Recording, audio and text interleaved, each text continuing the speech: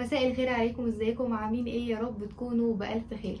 الأمراض المناعية بقت منتشرة وبقينا بنسمع عنها بشكل كبير، بس يا ترى ايه الأكل المناسب ليهم؟ مرضى الAMS التصلب المتعدد، مرضى الذئبة الحمراء، مرضى كرونز، مرضى الروماتويد، المفروض ياكلوا ايه ويبعدوا عن ايه؟ لو حبوا يعملوا دايت فايه الدايت المناسب ليهم؟ كل ده هنعرفه في فيديو النهاردة، فيلا بينا. اكتر حاجة بتكون عاملة ازمة ليكم هي حالة الالتهاب اللي مش قليلة اللي بتكون في جسمكم، واللي بسببها بتزيد الهجمات بتاعة المرض. ومن الحاجات اللي عاملة حالة الالتهاب دي مادة اسمها اللاكتين. خلينا في الاول نعرف ايه هي مادة اللاكتين دي. اللاكتين ده عبارة عن بروتين بيتصنع في النبات كوسيلة حماية للنباتات عن نفسها. يعني النباتات ما تقدرش ان هي تجري تهرب لو في حاجة بتشكل خطر عليها، ملهاش اسنان، فدي وسيلة من وسائل الدفاع ليها عن نفسها. واللاكتين ده كذا نوع واشهرهم الجلوتين، وده طبعا كلنا عارفينه، وكمان البرولامين والاجلوتينين. في حالة ان انت عندك مشكلة، عندك مرض مناعي او عندك حساسية من اللاكتين او بتتعرض لعوامل تخليك عندك مشكلة مع اللاكتين، فلما بتاكل اي مادة فيها اللاكتين بتدخل على جسمك على طول، بتاكل الامعاء وبتقوم تتسرب على طول لجسم الانسان، فبتزود حالة الالتهاب اللي في جسمك وبتخلي الاعراض بتاعة المرض اللي عندك تزيد. فعشان كده بنبعد في الاكل عن الحاجات اللي فيها مادة اللاكتين.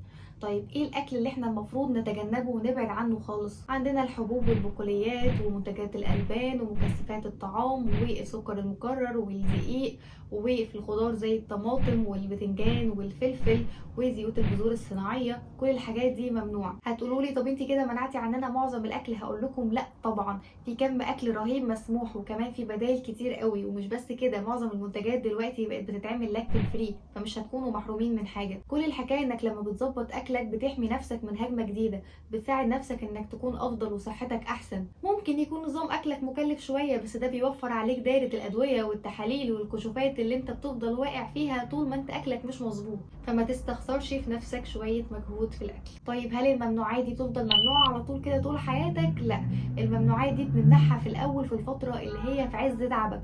بعد كده لما صحتك تتحسن والهجمات اللي عندك تقل وتكون صحتك افضل، بنبتدي ان احنا نرجعها تاني بالتدريج، بنرجع اجزاء منها مش كلها كمان، وعلى حسب حالتك الصحيه وقتها، فبنقرر ايه الحاجات اللي انت ممكن ترجع تاخدها تاني. طيب تعالوا بقى اقول لكم على الاكل المسموح. عندنا الشوفان اللي هو الفري جلوتين، عندنا الكينوا، عندنا دقيق جوز الهند، عندنا الرز البني، والفواكه عندنا موز وتفاح وتوت وكمثرى وبرتقان والجريب فروت. وفي الخضار عندك القرنبيط والبروكلي والبطاطس والبطاطا والذره والسبانخ والفلفل والبصل والجزر والفاصوليا والبسله والعدس. اللحوم بقى سواء لحوم حمراء لحوم بيضاء سواء اسماك، كل الحاجات دي مسموح بيها. المهم ان هي تكون طازه، ما تكونش معلبه او تكون مجمده. الحاجات دي لازم نتاكد، لو هنجيب حاجه معلبه لازم نتاكد ان هي فري جلوتين. ويفضل برضو بلاش الحاجات المعلبه والمجمده غير لما تتاكدوا الاول ان هي فري جلوتين. وبرضو الفواكه المجففه نفس النظام، لو هتجيب اي حاجه من الحاجات دي لازم تتاكد ان هي فري جلوتين. عاوزه اقول لكم بقى على كام نصيحه مهمين جدا في الاكل. لازم الاكل يكون مستوي كويس جدا، واوعى تاكل في الاطباق البلاستيك او اطباق الكرتون او اي حاجه من الحاجات دي. ولازم الاكل يكون معمول في البيت، بلاش الاكل التيكاواي والاكل الجاهز من بره. نيجي بقى لاخر حاجه في الفيديو. لو انت عايز تعمل دايت، ايه نوع الدايت المناسب ليك؟ اول نوع واسهل نوع هو الفري جلوتين دايت. ده بنمشي عادي جدا زي ما احنا قلنا، الاكل الممنوع ممنوع والاكل المسموح مسموح، بس كل الحكايه ان احنا بنظبط السعرات بتاعتك بحيث ان هي تكون مناسبه لجسمك.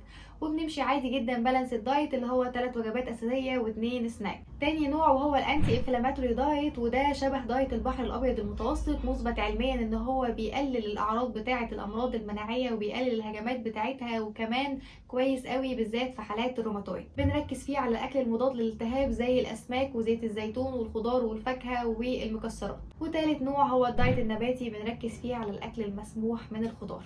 الخلاصة عشان تحمي نفسك حاول تبعد عن الحبوب والبقوليات وكل الحاجات اللي احنا قلناها في الممنوعات. ولو اضطريت ان انت تاكلها لازم تغسلها كويس وتنقعها كويس وتسويها كويس، ولازم تكون حاجات طبيعية اورجانيك مش معدلة وراثيا، وبرضه ما تاكلهاش كتير.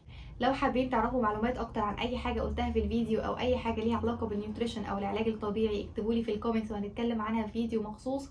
وهسيب لكم رقم الكلينيك للمتابعات الاونلاين، هتلاقوه في الديسكريبشن بوكس. وما تنسوش تعملوا لايك وشير وسبسكرايب للقناة عشان توصل الفيديوهات لأكبر عدد ممكن. واشوفكم الفيديو الجاي. سلام.